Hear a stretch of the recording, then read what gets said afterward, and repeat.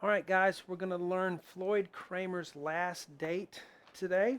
Let's take a listen.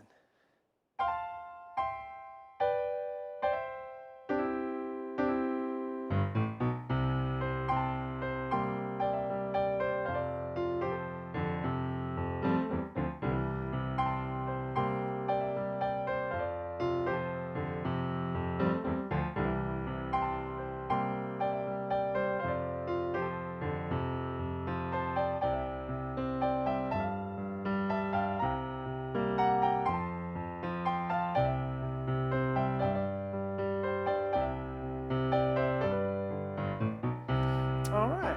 All right, guys, I'm actually doing this for a friend of mine's mom who is 70 years young, and she's learning to play piano.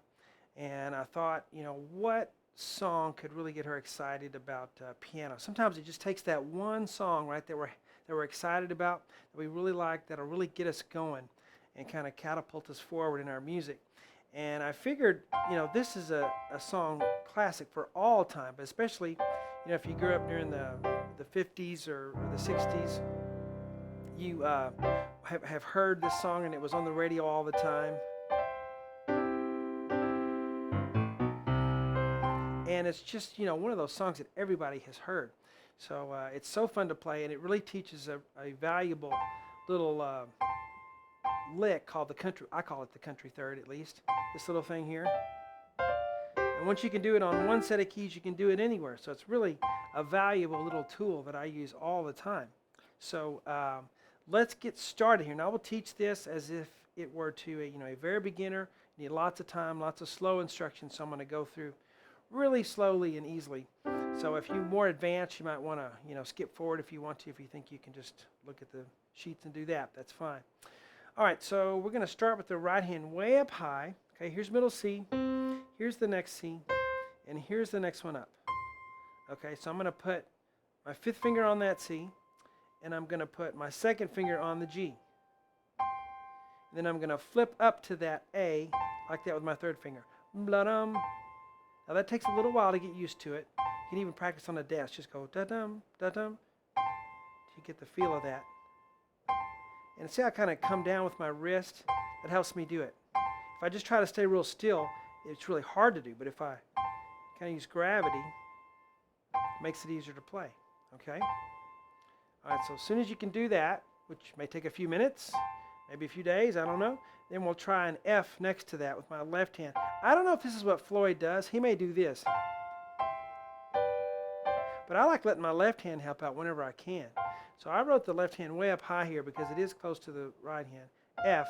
So we'll play our F like that. Okay? You got to remember to work in small pieces. Don't go on until that's okay for you. All right, so take a little break and try again. Take a little break and try again. And as soon as you can do that, the next one's a little bit easier, I think. You stay on the G, you stay on the C, G and C, and the left hand's going to do an E. Okay? So what we had an F chord going to a C chord. So here's from the beginning. Here's the second chord. Again. Work on that. Now the next chord, you're going to have to move down quite a bit here.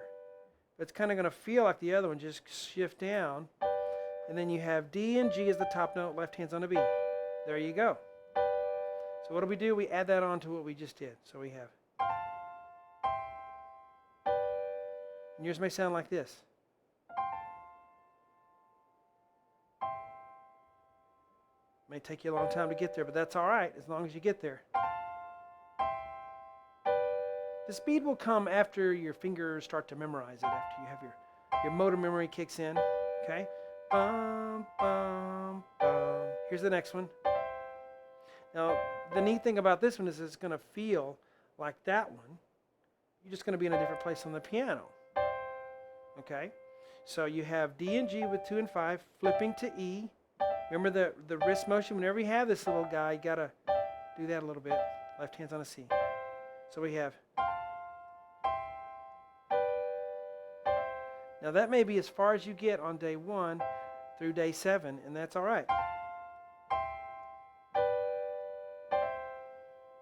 Every measure you learn is going to help you on the measures that are coming up. All right, so that may be all you do for a while. That's all right. I'll see you when you get back. And when you're ready, then we'll try this next part. Well, you might as well do this. This is just an octave lower. See what we did up here? Move it down and play it right here on middle C, G, D, and E. So, all right. So from the very beginning, 1, 2. So if you're counting, count 1. There's nothing. 1, 2, 3, 4. 1, 2, 3. And I bet you anybody who knows this song will go, whoa, that's what is that? And they'll have to think about it.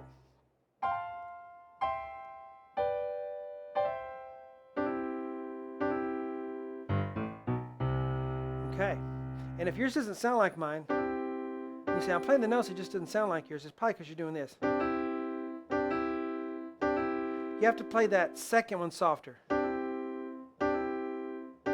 If you can play the second one softer, then it'll sound more like mine. You might sound like this.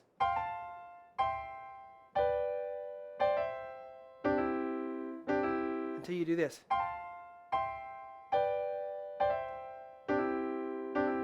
And all I did is I played the second one of the group a little softer than the first one. And it'll have that little flip sound. Then we start that, okay?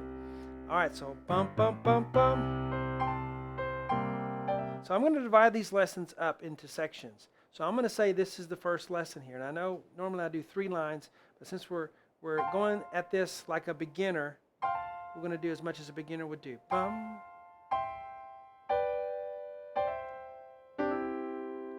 All right, so that's your part 1.